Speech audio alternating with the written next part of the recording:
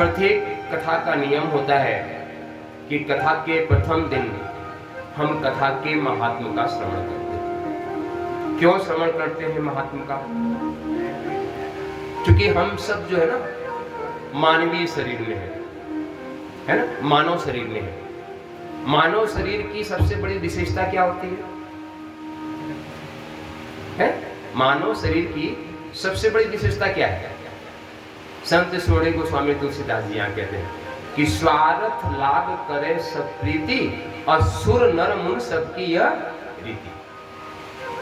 स्वार्थ लाभ करे सब प्रीति, और इसमें गोस्वामी तुलसीदास जी ने सबको तोल दिया। सबसे पहले किसको तोला? सुर, मतलब जितने भी देवता हैं ये भी अनायास आपको प्रेम नहीं करते। जब इनका कोई आपसे स्वार्थ होता तो ये आपको प्रेम करते हैं। और इस संत श्रोमणी गोस्वामी तुलसीदास जी की वाणी है, ये हमारी अपनी वाणी नहीं है कि स्वार्थ लाभ करे सब प्रीति सुर।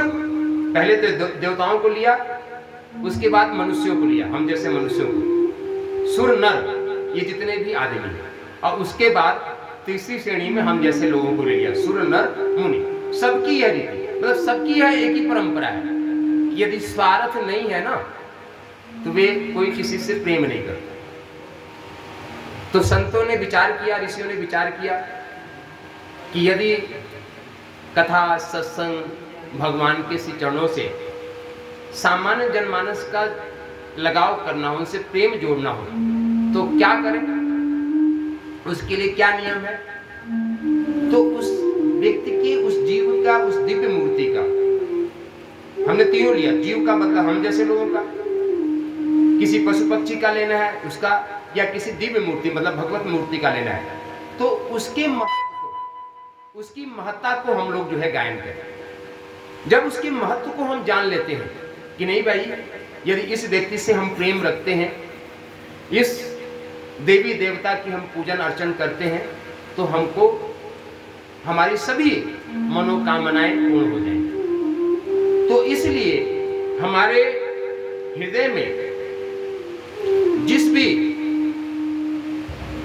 देवी देवता का हम पूजन करते हैं, जिनकी हम कथा सुनते हैं, तो सबसे पहले उसके महात्म का गायन करते हैं। महात्म के गायन करने से क्या होता है कि उस दिव्य पुराण के प्रति हमारे मन में प्रेम जागृत हो जाता है। हमारे भारतीय सनातन संस्कृति में अष्टादश पुराण है। अष्टादश पुराण मतलब 18 पुराण है, और 18 पुराण का अलग अलग विषय वस्तु है। जैसे सामान्यतः जो हमारे इस सनातन भूमि भारतवर्ष में कथाओं का प्रचलन है, वे भागवत की बहुत अधिक कथाएं होती हैं। भागवत के साथ में श्री रामचरित मानस की भी कथाएं होती हैं, भगवान राम की चरित्र का भी कथाएं होती हैं। पर रामचरित मानस श्री संत सोमणी गोस्वामी तुलसीदास द्वारा विरचित है, और भगवान राम के चरित्र का जो संस्कृत में है वे वाल्मीकि, महर्षि वाल्मीकि द्वारा विरचित रामायण के नाम से ग्रंथ है। वाल्मीकि रामायण जिसको कहते हैं, वहाँ पे संस्कृत में पूरा उनका उल्लेख है। तो हम लोग वहाँ से कथाओं का गायन करते हैं। और आज हम लोग नवरात्रि के पावन अवसर पे जो हम लोग बैठे हुए हैं, हम सब बैठे हुए हैं श्रीमद् देवी भागवत महापुराण की कथा का श्रवण। अब इसमें थोड़ा सा, चूंकि भारतीय सनातन संस्कृति ना बहुत ही प्राचीन है, कितना प्राचीन है इसका कोई आदि और अंत नहीं, इसीलिए हम लोग इसको दूसरी भाषा में क्या कहते हैं, सनातन संस्कृति। सनातन कहते ही उसी को है जिसका न तो कोई आदि है और न तो अंत है, अर्थात जो सदाबहार है, सदा गतिमान है, उसी का नाम है सनातन। जो नित्य नूतन है, नौ नौ भवति, हर पल हर क्षण हर श्वासें जो नया है, जो नूतन है, जिससे हर पल हर क्षण एक दिव्य सुगंध प्रस्फुटित होती है, उसको सनातन कहते हैं। तो उस सनातन संस्कृत में श्रीमद् देवी भागवत महापुराण को एक उप पुराण की संज्ञा दी गई है, अष्टादश पुराण के अंतर्गत नहीं आता। फिर भी हमारे विद्वान लोग इसको पंचम वेद की उपाधि देते हैं। पंचम वेद अर्थात जो 4 वेद है हमारा, हम सब भारतीय सनातन संस्कृत के अनुयायी हैं, तो हमको अपने चारों वेदों का नाम तो पता होना ही चाहिए। सबसे पहला जो वेद है वह है ऋग्वेद। ऋग्वेद सबसे पहला वेद है।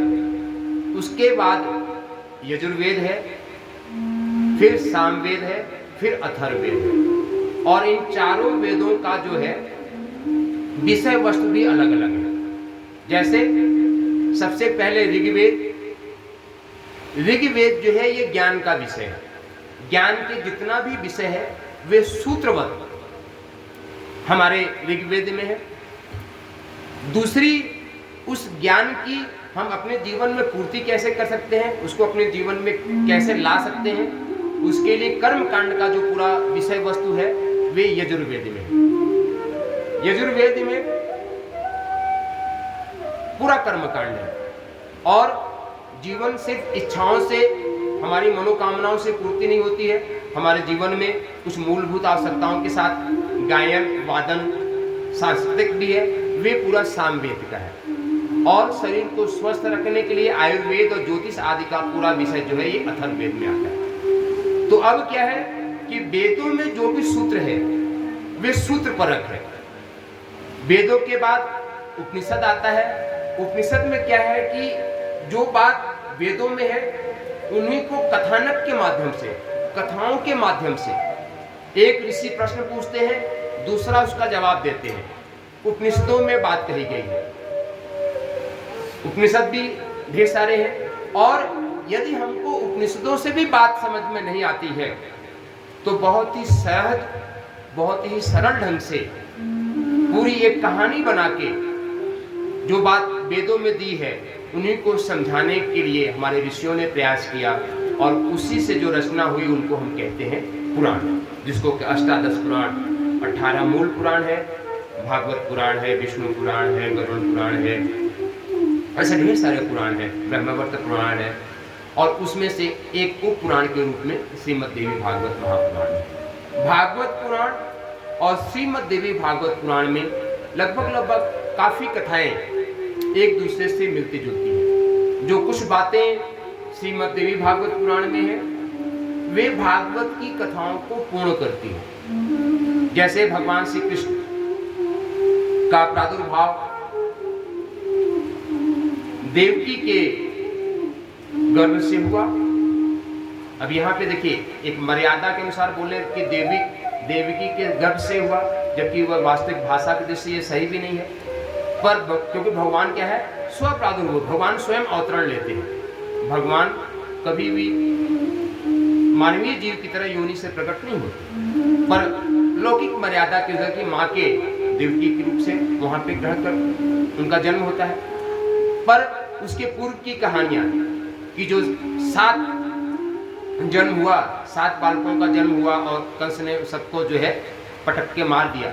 अब वे कथा, वे 7 लोग क्यों थे, क्यों उनको कंस ने मारा, ये सारी कथा श्रीमद् देवी भागवत पुराण में आती है,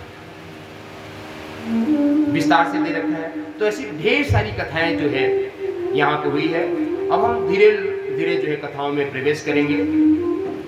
कथा में श्रीमद् देवी भागवत पुराण के प्रथम महात्म्य है कि यहाँ पे देवकी, वसुदेव, भगवान श्री कृष्ण कहाँ विराजमान है, द्वारका में बहुत ही शांति पूर्वक जो है आनंद पूर्वक अपने कुटुंबियों के साथ जीवन व्यतीत कर रहे हैं। ये कथा का पूरा, उससे पहले भगवान श्री कृष्ण ने ढेर सारा अपने कर्तव्यों का पालन कर जो अनाचार, पापाचार, भ्रष्टाचार उस समय इस समाज में फैला था, भगवान श्री कृष्ण पुरुषार्थ करके उसका समन करते हैं। भगवान इस समय, जिस समय की यहाँ पे श्रीमद् देवी भागवत पुराण में कथा चल रही है, यहाँ पे भगवान श्री कृष्ण, भैया बलराम, देवकी माता, वसुदेव बहुत ही आनंद पूर्वक जो है द्वारका में आनंद ले रहे हैं। और पर राजपाट चलने के लिए जो है वहाँ पे सभाएं भी होती है, मंत्री परिषद की बैठक भी होती है। तो वैसे ही वहाँ पे सुधर्मा सभा, एक सभा चल रही थी भगवान श्री कृष्ण की, और वहाँ पे एक दिव्यमान आभा लिए हुए जो है एक दिव्य मूर्ति प्रकट होती है। सभी लोग उस आभा को, उस प्रकाश को देख के हतप्रभ रह जाते हैं कि आखिर ये इतना चमकता हुआ वस्तु कौन आ रहा है, कौन है ये इतना दिव्य आभा लिए हुए। फिर जो सामान्य जन वहां पे बैठे थे, उस आभा की इतनी चमक थी जैसे भगवान सूर्य सामने से आ रहे हो। तो सभी लोगों ने कहा कि आज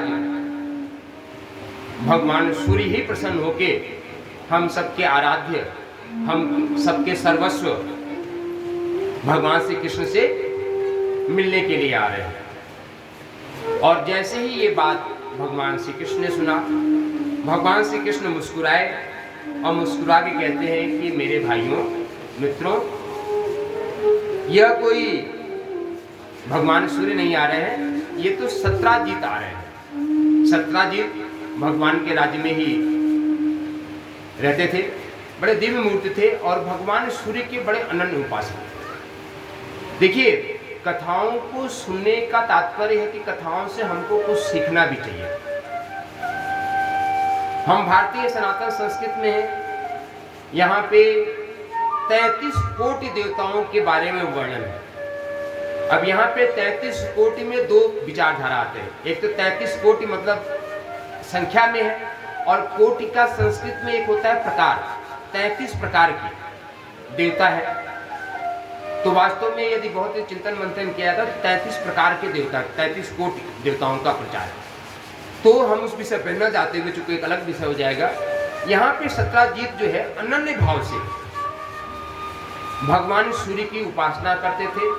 और उपासना इस हद तक थी कि वे भगवान सूर्य को अपना मित्र भी मानते थे। कौन? सत्राजीत। भगवान सूर्य की वे उपासना भी करते थे और उनको मित्र भी मानते थे।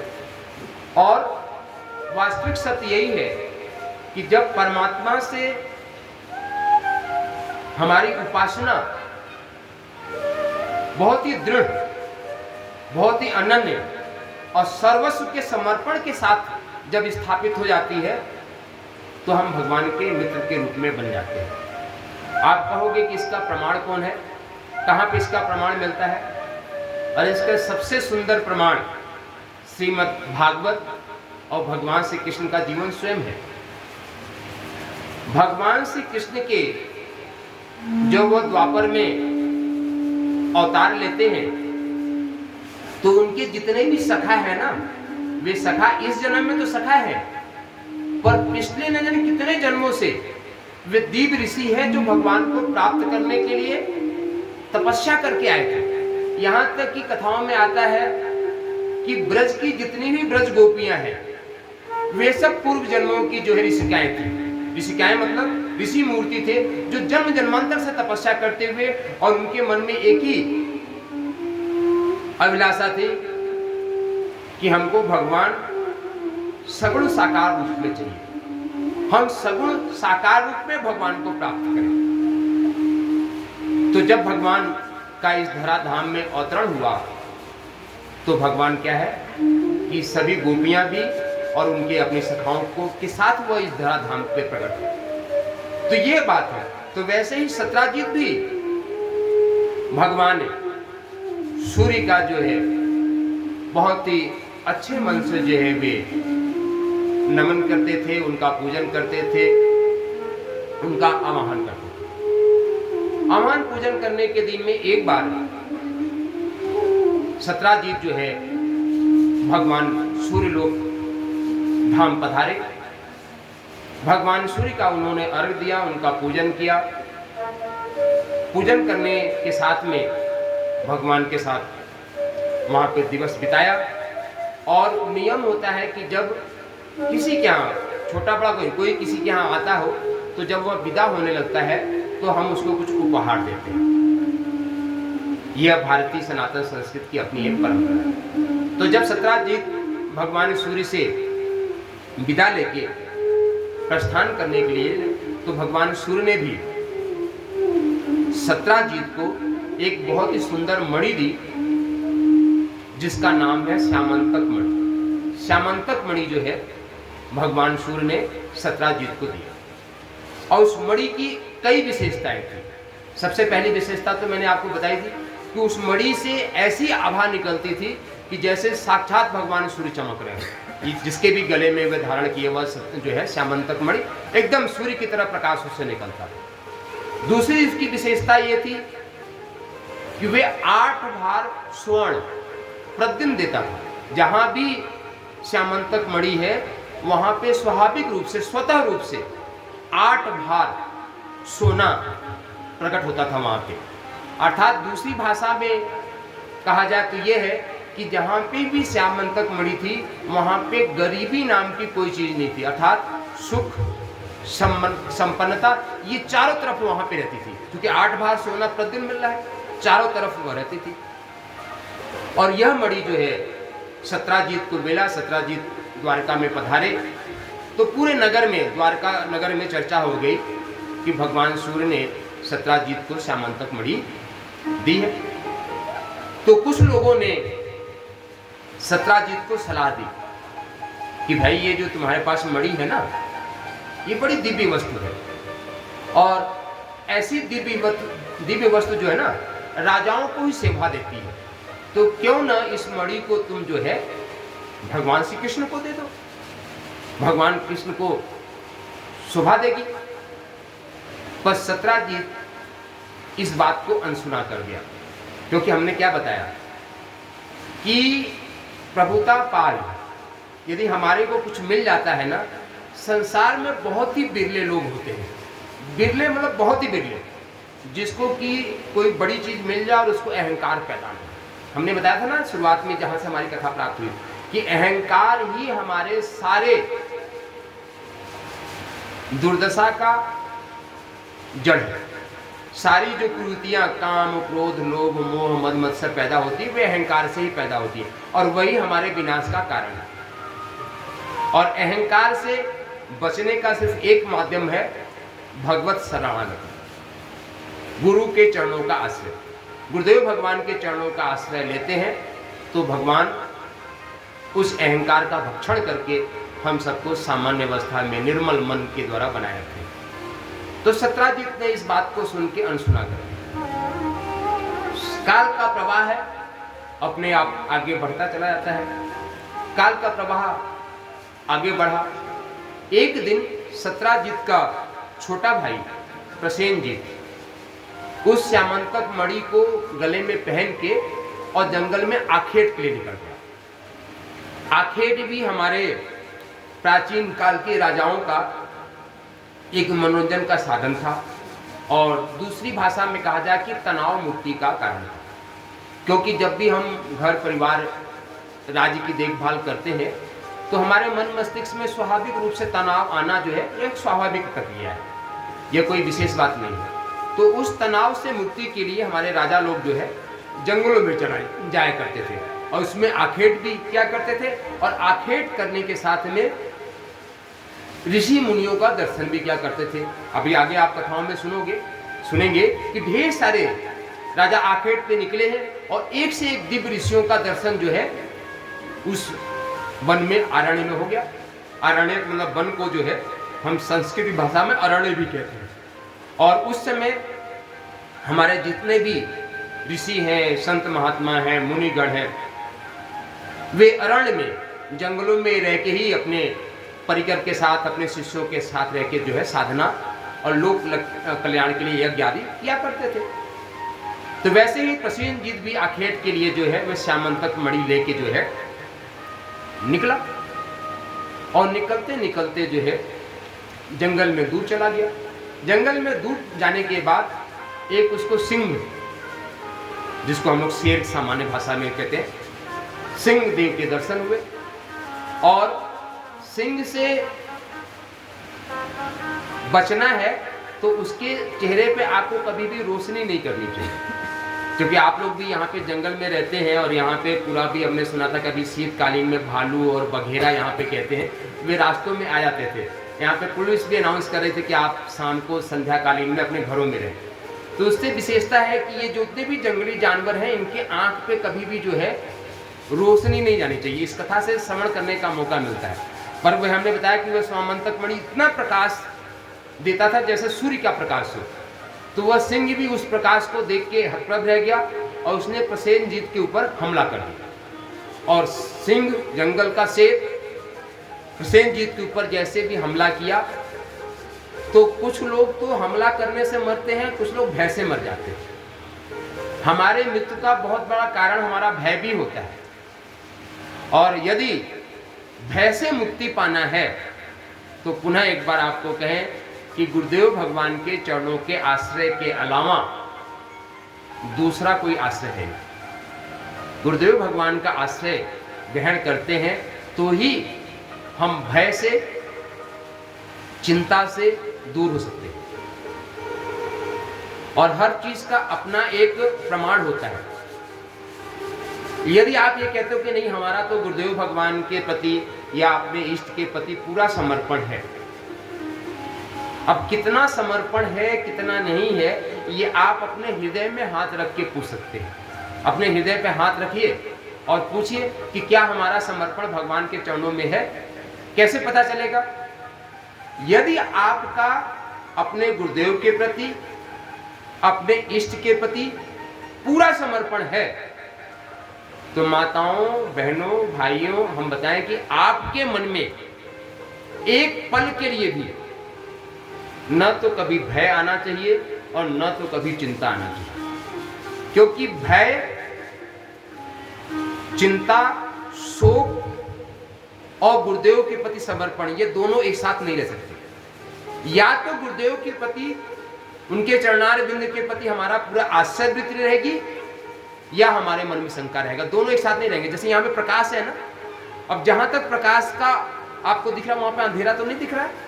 यदि इस लाइट को बंद कर दिया जाए तो अंधेरा रहेगा। दोनों एक साथ तो नहीं रहते। अंधकार और प्रकाश दोनों की सत्ता एक साथ रह ही नहीं सकती, ये पूरी तरीके से असंभव है।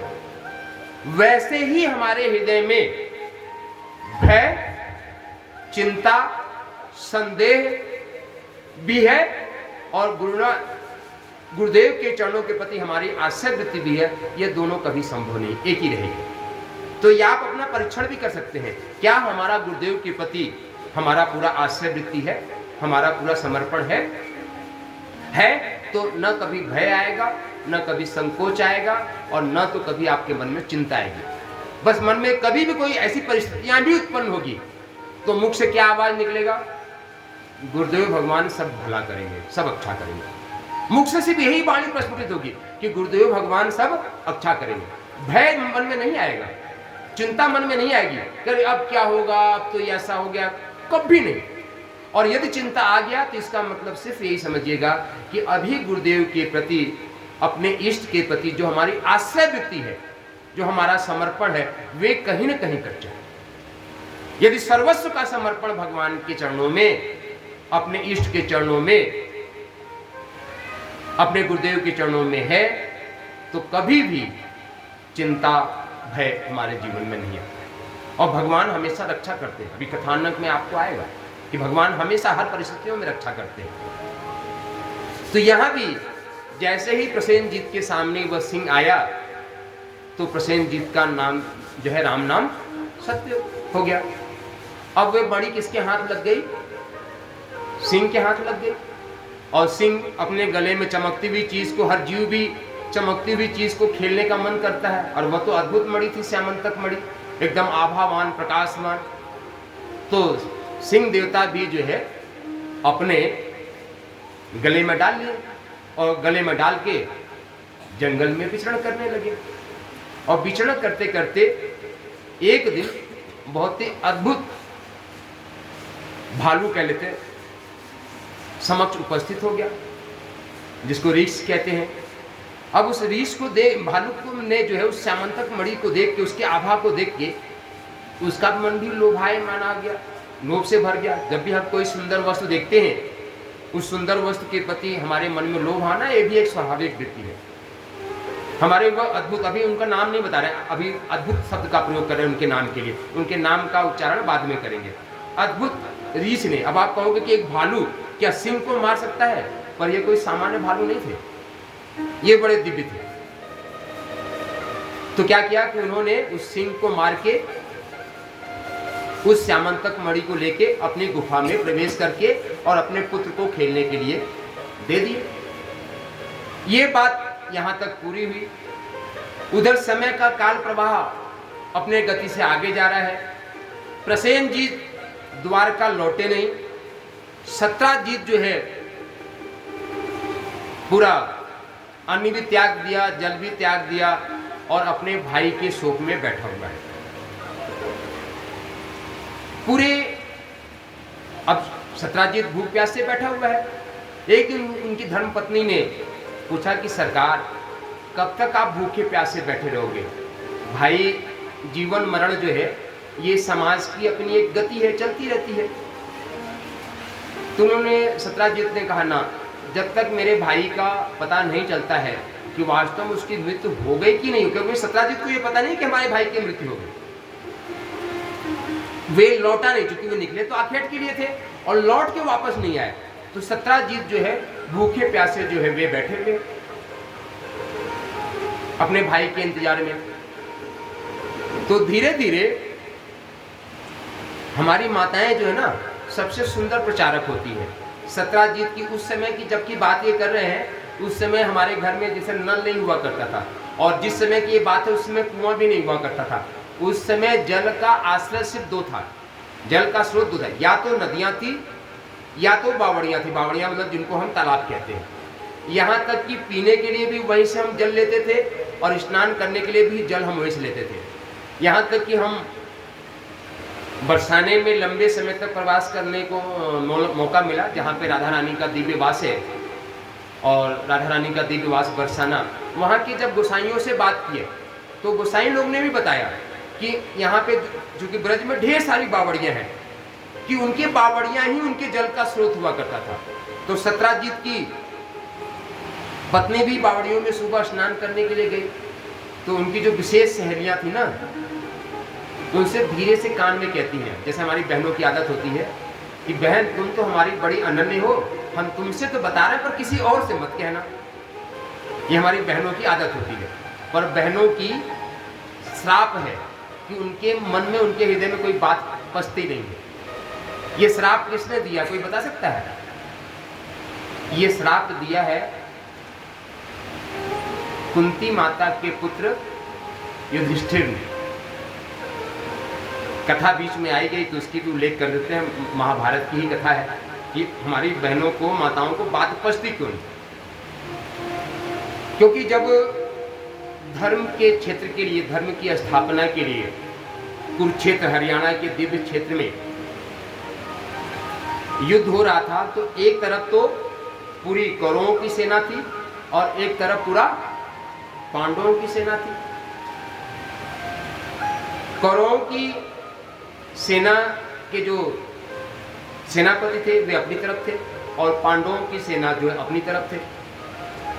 और 18 दिन तक भयंकर युद्ध चला और एक के बाद, हम बहुत ही संक्षिप्त में इसको सुना रहे हैं क्योंकि हम मूल बात को कहना चाहते हैं, एक के बाद एक महारथियों का जो है नश्वर शरीर जो है पूरा हो रहा था। तो जिस दिन कर्ण का शरीर पूरा हुआ, तो हमारी भारतीय सनातन संस्कृति का नियम है कि जब किसी का शरीर पूरा हो जाता है तो अंत्येष्टि संस्कार करते हैं, उसको करते हैं। तो अंत्येष्टि संस्कार के समय से पूर्व, मतलब उससे पूर्व ही, जैसे ही माता कुंती को ये पता चला कि कर्ण का शरीर पूरा हुआ, तो माता कुंती स्वयं चल के जाती है और कर्ण के सर को अपने गोद में रख के सहलाती है। और ये देख के जो है पांचों पांडवों को बड़ा आश्चर्य हुआ कि कर्ण तो हमारे दुश्मन कौरवों की सेना की तरफ से लड़ रहा है और माता कुंती दुश्मन के एक व्यक्ति को अपने गोद में रख के सहला रही हैं। ये देख के पांचों पांडवों को बड़ा आश्चर्य हुआ। फिर युधिष्ठिर चूंकि बड़े थे, उन्होंने माता कुंती से पूछा कि माता, वास्तविक रहस्य क्या है, ये हमें आप बताओ। तब माता कुंती अश्रुपूरित नेत्रों से कहती हैं कि बेटा, कर्ण जो है ना, वे कोई बड़ा दुश्मन नहीं था, वे तुम्हारा बड़ा भाई था। और जैसे ही पांचों पांडव ये बात सुनते हैं कि कर्ण हमारा बड़ा भाई था, ज्येष्ठ भ्राता था, ऐसे सुन के जो खुश थे, प्रसन्नता था कि कर्ण मारा गया, उनकी पूरी प्रसन्नता गायब हो गई और वे शोक से भर गए। और माता कुंती से कहते कि माता, जब वो हमारे बड़े ज्येष्ठ भ्राता थे तो आपने पहले क्यों नहीं बताया, और यदि आप पहले हमको बताती तो पूरे सम्मान जो है कर्ण को हम अपनी तरफ रखते और हम आज 5 भाई की जगह 6 भाई जिंदा होते। और ऐसा ही करके युधिष्ठिर के मन में काम, और काम की उत्पत्ति है क्रोध। जब हमारे मन में कोई कामना आएगी और उस कामना की पूर्ति नहीं होगी तो क्रोध उत्पन्न होना स्वाभाविक सी बात है। तो यहाँ पे भी क्रोध कई रूप से प्रकट होता है। ऐसा नहीं क्रोध सिर्फ चिल्लाने से प्रकट होता है या डंडे से प्रकट होता है, ऐसा नहीं, क्रोध कई रूप से प्रकट होता है। और यहाँ पे क्रोध में मतलब आवेश में आके युधिष्ठिर ने कह दिया कि माता, आपने ये बात हमसे छिपा के रखी, पूर्व में यदि आप हमको बता देते तो हमारा ये ज्येष्ठ भ्राता हमारे हाथों मारा नहीं जाता है। जाइए, मैं आपको श्राप देता हूं कि स्त्री जात के हृदय में कोई बात पचेगी ही नहीं। तब से हमारी माताओं को कहा जाता है कि उनके माँ कोई पचती नहीं। ऐसे ही यहाँ पे सत्राजित की धर्मपत्नी बावड़ी में सुबह सुबह प्रातः काल में स्नान करने जाती है, अपने जीवी सखियों से बताती है कि लगता है कि श्यामंतक मणि के प्रति भगवान श्री कृष्ण के मन में लोभ आ गया था। उनके लोगों ने श्यामंतक मणि को मांगा भी था, पर सत्राजित ने दिया नहीं, इसलिए प्रसेनजीत को भगवान श्री कृष्ण या भगवान श्री कृष्ण के लोगों ने मार के उस श्यामंतक मणि को ले लिया। अब एक झूठा कलंक जो है भगवान श्री कृष्ण के ऊपर लग गया, और यह बात फैलते फैलते पूरे द्वारिका के हर नर नारी के बीच में पहुंच गई। क्योंकि बताया ना कि हमारी सबसे बढ़िया प्रचारक जो है हमारी माताएं हैं। हम भी हाथ जोड़ से आपसे निवेदन कर रहे हैं कि आज ये कथा का प्रथम दिन है, हमारी 5, 7, 10 बहनें बैठे हुई, 5, 10 भाई बैठे हुए। आप यदि 5 को बताएंगी ना तो जोशीमठ बहुत छोटा सा है, यहाँ पे सब तक बात पहुंच जाएगी कि भाई श्रीमद् देवी भागवत पुराण की कथा प्रारंभ हुई है, आप सब लोग वहां पधारो। कल से ठीक 3 बजे कथा शुभारंभ हो जाए करेगी। तो यदि आप लोग 5 की जिम्मेदारी लेंगी, कल में 5 बहनें और आती है तो ऐसे ये कथा जोशीमठ में प्रचार हो जाएगी। तो ऐसे पूरे में प्रचार हो गया। और झूठा कलंक कब लगता है किसी को, ये भी कथा आती है, हमारे शास्त्रों में दे रखा है। हमारे यहाँ जो 15 तिथियां हैं, जैसे आज कौन सी तिथि है, प्रतिपदा तिथि, ऐसे आज जो है ना अमावस्या और प्रतिपदा दोनों है। और कैसे कहोगे, क्योंकि ज्योतिष शास्त्र में 2 सिद्धांत है। ज्योतिष शास्त्र में 2 सिद्धांत है। एक, जिस दिन जिस तिथि में सूर्योदय होगा पूरे दिन उसी तिथि को मान्यता देती है, ज्योतिष शास्त्र का एक सिद्धांत है। और दूसरा सिद्धांत है कि भोग काल कि जब है। तो आज अमावस्या क्यों है, क्योंकि जब सूर्योदय हुआ था तो उस समय अमावस्या थी, और अमावस्या के बाद में प्रतिपदा लग गई। और आज प्रतिपदा मानना अनिवार्य क्यों था, क्योंकि कल सूर्योदय के पूर्व ही प्रतिपदा पूर्ण हो जा रही है। कल सूर्योदय द्वितीया में होगी, इसलिए आज अमावस्या और प्रतिपदा दोनों को मानना अनिवार्य था। और इसीलिए हमने प्रतिपदा में कथा शुरू की है। तो प्रतिपदा के बाद द्वितीया, द्वितीया के बाद तृतीया, तृतीया के बाद चतुर्थी, पंचमी, षष्ठी, सप्तमी, अष्टमी, नवमी, दशमी, एकादशी, द्वादशी, त्रयोदशी, चतुर्दशी और पूर्णिमा और अमावस्या। ये 15 तिथियां तो एक ही है, पूर्णिमा और अमावस्या से बदलती, जैसे अमावस्या भी था प्रतिपदा भी था।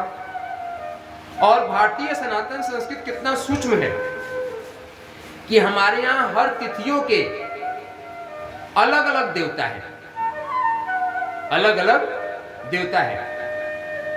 चतुर्थी तिथि के जो देवता है वे कौन है, प्रथम पूज्य भगवान श्री गणेश।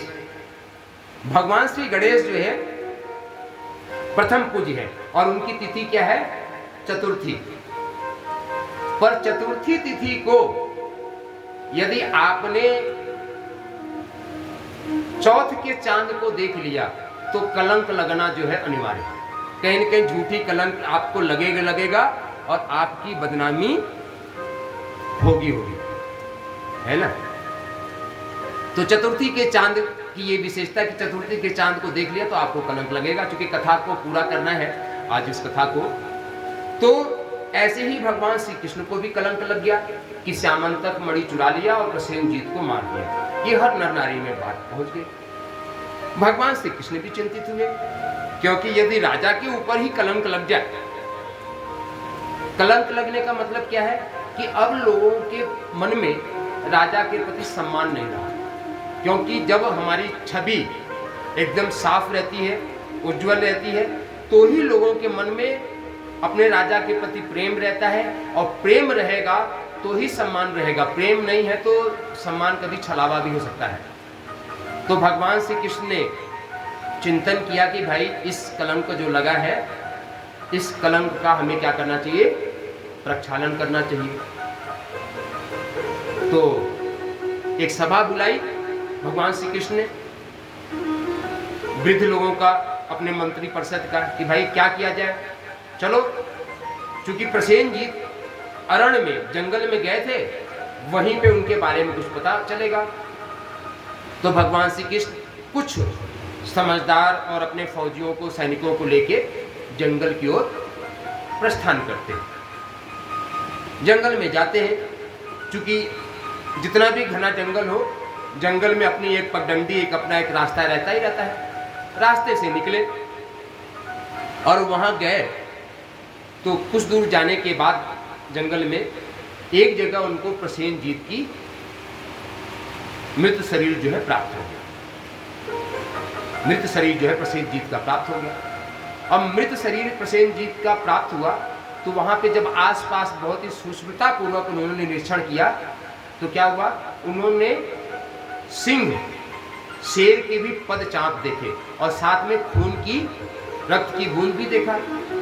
तो भगवान श्री कृष्ण उस रक्त की बूंद का और उस सिंह देवता के पैरों के निशान का अनुकरण करते करते जो है आगे गए तो वहां एक जगह देख रहे हैं कि पदचाप तो खत्म हो गया, पर वहां की मिट्टी खाली उथली पुथली थी, अर्थात वहां पे युद्ध हुआ था। और युद्ध होने के साथ में वहां से जो है मरे हुए सिंह का उनको मिल गया, सिंह के भी शरीर मिल गया, मृत शरीर मिल गया। और सिंह के मृत शरीर करने का, दो लोगों के मृत शरीर भगवान श्री कृष्ण को प्राप्त हो गया, एक तो प्रसेनजीत का और दूसरा सिंह का। अब भगवान आगे कैसे बढ़े, तो वहां के बाद जो अद्भुत ऋषि थे, जिनका नाम हमने अद्भुत किया है, इनका नाम हम बाद में बताएंगे, अद्भुत ऋषि के पैरों का निशान आगे भगवान को मिला। तो भगवान उस पद चिन्ह का आश्रय लेते हुए एक गुफा के समक्ष पहुंच गए। एक सुंदर सी गुफा, गहरी गुफा है, अंदर क्या है ये किसी को पता नहीं है। तो जो लोग बहुत ही समझदार, विज्ञ लोग होते हैं, ज्ञानवान लोग होते हैं, वे एक साथ सबको मुसीबत में नहीं डालते। वे कहते हैं कि पहले मैं देखता हूं, उसके बाद में आप लोग चलो। तो जो और द्वारिकावासी थे उनसे भगवान श्री कृष्ण ने ये कहा कि भाई मैं इस गुफा में अकेले प्रवेश करता हूं, हम जब तक लौट के नहीं आते हैं तब तक आप लोग इसी गुफा के द्वार पे हमारा इंतजार करो, आप लोग हमारी प्रतीक्षा करो कि हम जब तक नहीं आए तब तक आप यहाँ पे रुको। और ऐसा कह के भगवान श्री कृष्ण अकेले जो है अंदर प्रवेश करते हैं। अब चूंकि भगवान श्री कृष्ण का नाम कई बार आ रहा है तो घड़ी के टाइम से 1-2 मिनट संकीर्तन करेंगे और उसके बाद फिर कथा में आगे प्रवेश करेंगे। श्री कृष्ण गोविंद हरे मुरारे, हे नाथ नारायण वासुदेवा। श्री कृष्ण गोविंद हरे मुरारे, हे नाथ नारायण वासुदेवा। श्री कृष्ण गोविंद हरे मुरारे, हे नाथ नारायण वासुदेवा। श्री कृष्ण गोविंद हरे मुरारे, हे नाथ नारायण वासुदेवा। श्री कृष्ण गोविंद नाथ नारायण वासुदेवा श्री कृष्ण गोविंद हरे मुरारी हे नाथ नारायण वासुदेवा हे नाथ नारायण वासुदेवा हे नाथ नारायण वासुदेवा हे नाथ नारायण वासुदेवा श्री कृष्ण गोविंद हरे मुरारी हे नाथ नारायण वासुदेवा श्री कृष्ण गोविंद हरे मुरारी हे नाथ नारायण वासुदेवा श्री गोविंद हरे मुरारी हे नाथ नारायण वासुदेवा श्री कृष्ण गोविंद हरे मुरारी हे नाथ नारायण वासुदेवा श्री कृष्ण गोविंद हरे मुरारी श्री कृष्ण गोविंद हरे मुरारी हे नाथ नारायण वासुदेवा एकमात्र स्वामी सखा हमारे हे नाथ नारायण वासुदेवा एकमात्र स्वामी सखा हमारे हे नाथ नारायण वासुदेवा हे नाथ नारायण वासुदेवा हे नाथ नारायण वासुदेवा हे नाथ नारायण वासुदेवा हे नाथ नारायण वासुदेवा। बोलो द्वारकाधीश भगवान श्री कृष्ण की जय। एक गढ़वाली गीत याद रखना, मैं भी दस मिनट। तो इस तरीके से भगवान श्री कृष्ण गुफा में प्रवेश किए और बाहर उनके जो परिजन थे जो है वे इंतजार कर रहे हैं। और इंतजार करते करते कितने दिवस बीत गए? 12 दिवस बीत गए। क्योंकि भी धैर्य की भी अपनी एक सीमा होती है, कब तक धैर्य रखेंगे? 12 दिन जो है, 12 दिवस इंतजार करते करते जो बाहर उनके परिजन थे उनका धैर्य टूट गया और वे लोग भगवान श्री कृष्ण को गुफा के अंदर छोड़ के वापस अपने घर को आ गए। भाई कितने दिन घर से दूर रहेंगे? तो वे वापस आ गए। और इधर भगवान श्री कृष्ण भी गए हैं। तो द्वारकापुरी में माता देवकी और वसुदेव भी बड़े चिंतित रहने लगे। वसुदेव भी चिंतित हो गए कि हमारा पुत्र गया जंगल में, अरण्य में, अभी तक लौट के आया नहीं। अब आप सोचो कि वसुदेव और देवकी के ऊपर क्या गुजर रही होगी। एक तो वृद्धावस्था में पुत्र की सुख मिला था। पूरी कहानी भागवत में आप लोगों ने सुनाई हो, सभी लोगों ने, हमको उम्मीद है कि आपने सभी भागवत की कथा सुन रखी है कि वृद्धा अंतिम अवस्था में जो है बड़ी मुश्किल से भगवान श्री कृष्ण की पुत्र की प्राप्ति हुई थी। और इस वृद्धावस्था में जो है भगवान गए, 20 दिन हो गए गुजरे और अभी तक वापस नहीं आए। तो वसुदेव और माता देवकी भी बड़ी चिंतित रहने लगे। और हमने कहा ना कि चिंता तभी आती है जब भगवान इस अस्तित्व पे हमारा पूरा विश्वास नहीं होता है। और इसका समन कौन करता है? सिर्फ और सिर्फ एक ही मूर्ति है जो समन करती है और उसका नाम है सद्गुरुदेव भगवान। तो जैसे ही देवकी और वसुदेव चिंतित ग्रस्त होते हैं कि वहां पे किसका पदार्पण होता है द्वारकापुरी में? देवर्षि नारद का। और जब भी देवर्षि नारद का नाम आता है ना, देवर्षि नारद सिर्फ एक ही काम करते हैं, एक जगह से दूसरी जगह सूचना पहुंचाना और भगवान का संकीर्तन करना। तो जब भी देवर्षि नारद का नाम आए तो भले आधे मिनट संकीर्तन जरूर करना चाहिए। श्रीमन्नारायण नारायण हरे हरे, श्रीमन्नारायण नारायण हरे हरे, श्रीमन्नारायण नारायण हरे हरे, श्रीमन्नारायण नारायण हरे हरे, श्री नारायण नारायण हरे हरे, भद्रे नारायण नारायण हरे हरे, श्रीमन्नारायण नारायण हरे हरे, श्रीमन्नारायण नारायण हरे हरे, श्री नारायण नारायण हरे हरे, भद्रे नारायण नारायण हरे हरे, श्रीमन्नारायण नारायण हरे हरे, भद्रे नारायण नारायण हरे हरे, श्रीमन्नारायण नारायण हरे हरे, श्रीमन्नारायण नारायण हरे हरे, श्री नारायण नारायण हरे हरे, भद्रे नारायण नारायण हरे हरे, श्रीमन्नारायण नारायण हरे हरे, श्रीमन्नारायण नारायण हरे हरे, श्रीमन्नारायण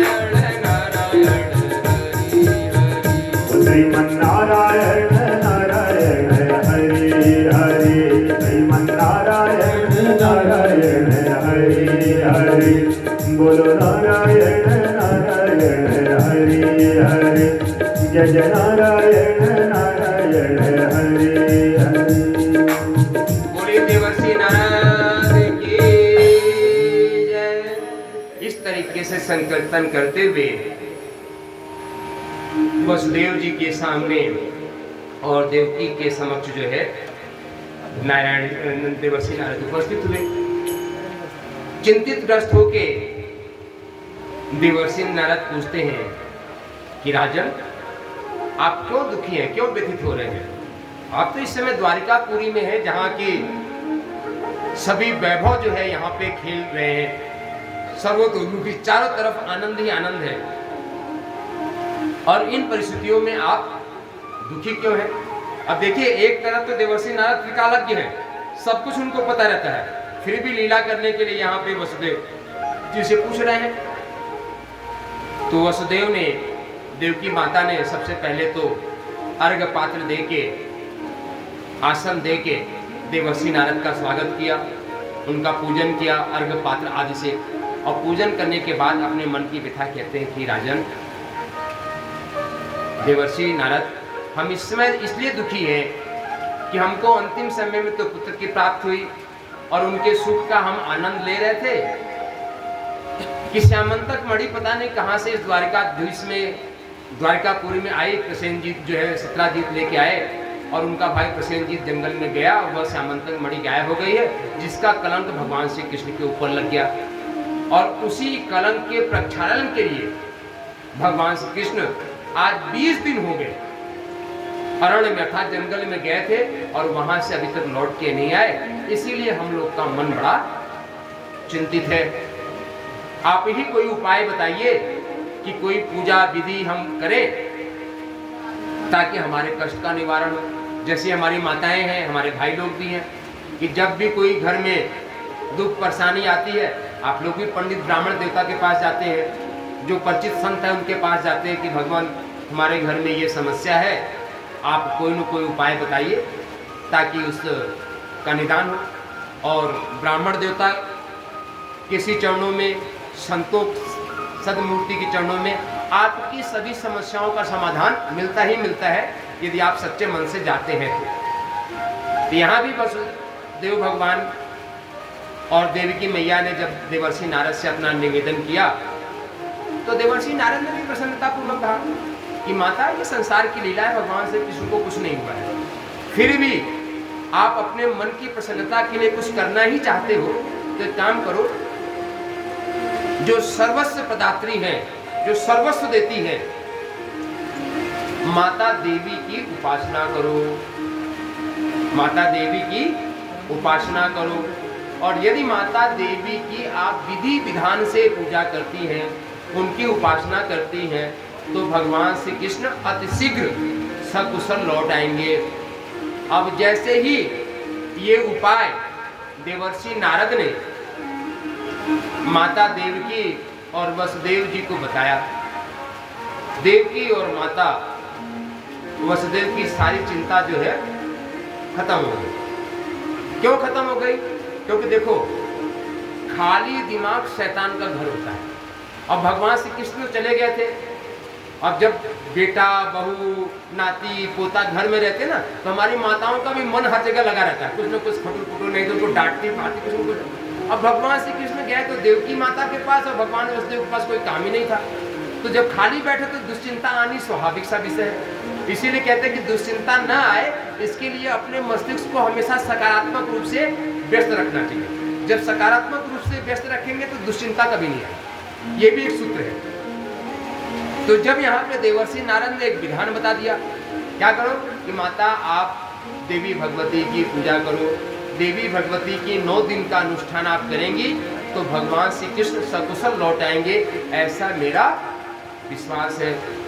और हमारे शास्त्रों में लिखा गया विश्वासम फलदायकम। यदि आपका पूरा पूरा विश्वास है तो उसकी फल जरूर मिलता, फलश्रुति जरूर मिलता है। अब यहाँ पे माता देवकी ने, वसुदेव ने कहा कि सरकार, अब आप ही दिव्य ऋषि के रूप में पधार गए हो और दूसरा ब्राह्मण हम कहाँ खोजने जाएंगे, तो एक काम करो, आप अपने ही पुरोहित में, मतलब आप हमारे खुद ही पुरोहित बन जाओ और आप ही अपने देख रेख में माता भगवती का दिव्य 9 दिन का जो है श्रीमद् देवी भागवत महापुराण का और माता का दिव्य पूजन जो है प्रारंभ करा दो। जैसे अभी यहाँ पे माता का ये पूजन आज से प्रारंभ हुआ है, जबकि इस पर्दे के पीछे जो है माता का दिव्य स्वरूप तैयार हो रहा है, जिनका पूजन खष्टी से प्रारंभ होगा, है ना। तो आइए एक बार हम सब लोग माता को प्रणाम करें।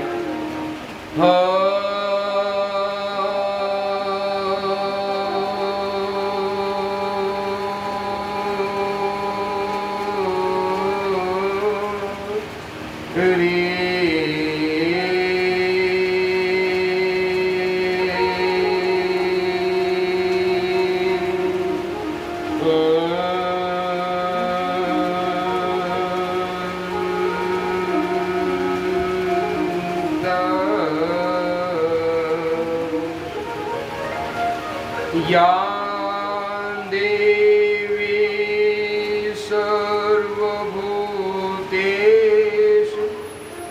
मातृरूपेण संस्थिता नमस्तस्यै नमस्तस्यै नमस्तस्यै नमो नमः। या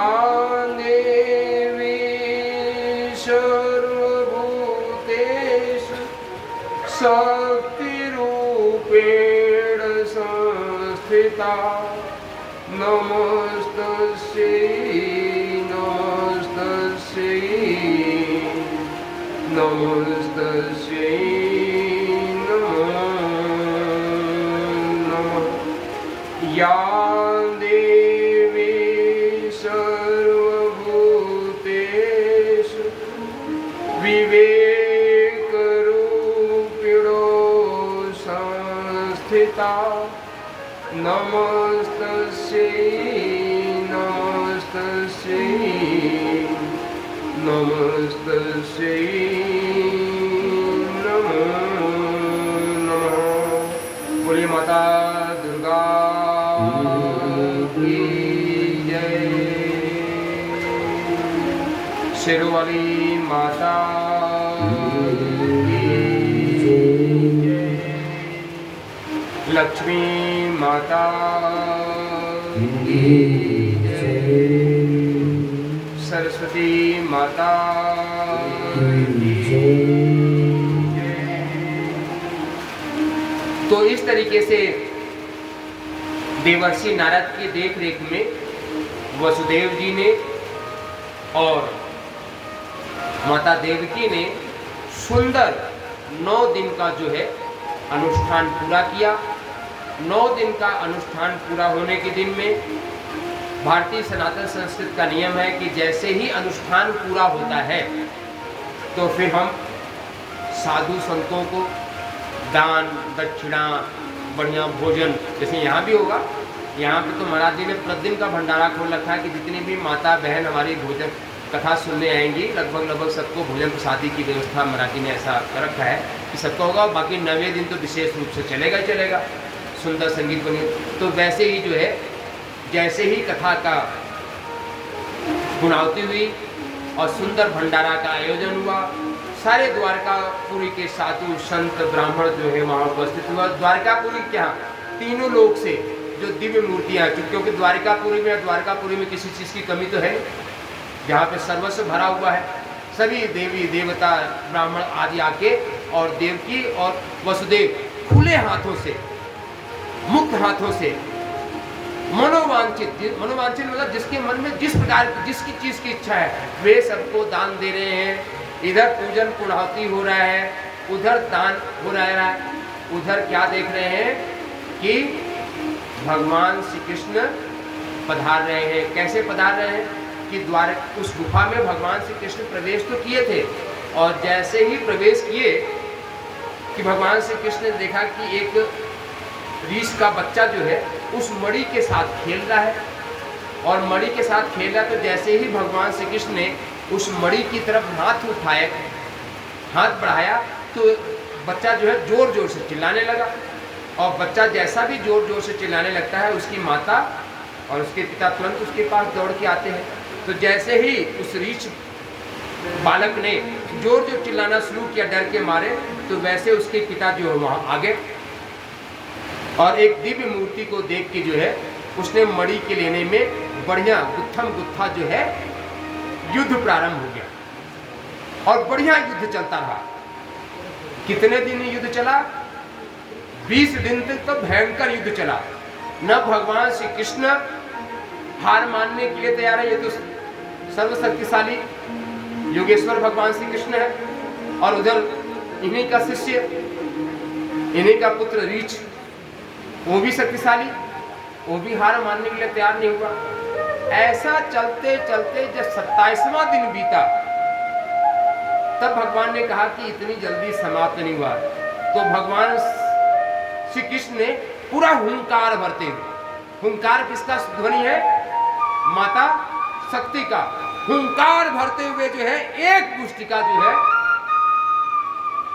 ऋष के सर पे मारा, और जैसे ही ऋष के सर पे एक मुष्टिका भगवान श्री कृष्ण ने हुंकार भरते हुए मारा कि उससे मुख से खून का वमन हो गया, खून निकल पड़ा, और वे एकदम बेहोश टाइप का गिर पड़ा।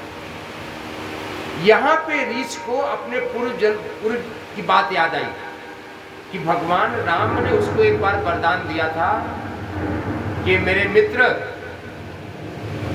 जब किसी के मारने से तुम मूर्छित अवस्था में पहुंच जाओगे तो समझ लेना वे दूसरा कोई नहीं, वे मैं ही हूं। वे कौन है? वे मैं हूं। ऐसा भगवान राम ने उसको वरदान दिया था। किसको? ऋष को, जिसका नाम जामवंत, जामवंत जिसको हम लोग सामान्य भाषा में बोलते हैं। और जैसे ही जामवंत को यह आभास हुआ ये तो कोई नहीं, हमारे सर्वेश्वर भगवान श्री राम है, वह हाथ जोड़ के खड़ा हो गया। कहा, सरकार, हमारे जो प्रभु राम थे ना त्रेता के, वे आप जैसे नहीं थे, उनका स्वरूप दूसरा था। कृपया करके आप एक बार उसी स्वरूप का हमको दर्शन करा दो, ताकि मेरे मन को विश्वास हो जाए कि आप वही हैं।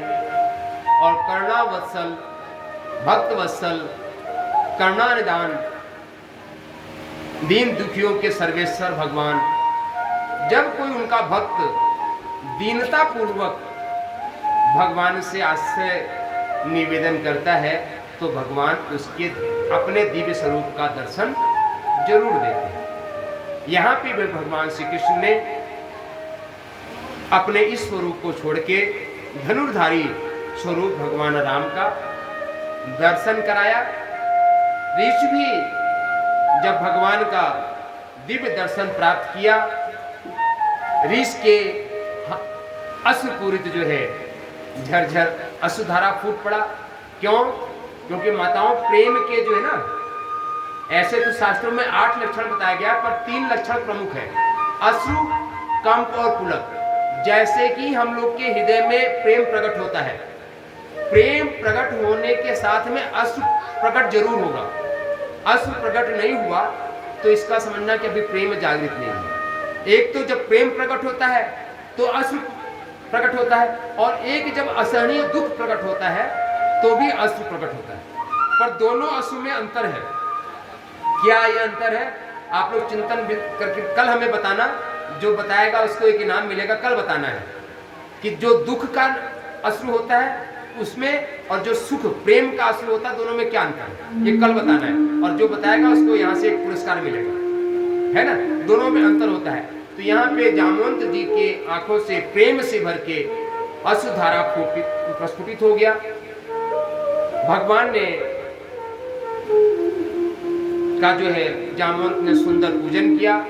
पूजन करने के बाद कहा कि भगवान, हम तो इस गुफा में अपने जीवन यापन कर रहे हैं, हम आपके श्री चरणों में क्या निवेदन कर सकते हैं, हमारे पास तो कुछ है नहीं, पर ये एक तो श्यामंतक मणि के कारण आप इस गुफा में तो प्रवेश कीजिए, और ये श्यामंतक मणि तो आप पकड़ो ही पकड़ो, जिसके लिए आप पधारे थे, पर जिसको हम सबसे ज्यादा प्रेम करते हैं उसको हम अपनी सबसे प्रिय वस्तु दान में देते हैं।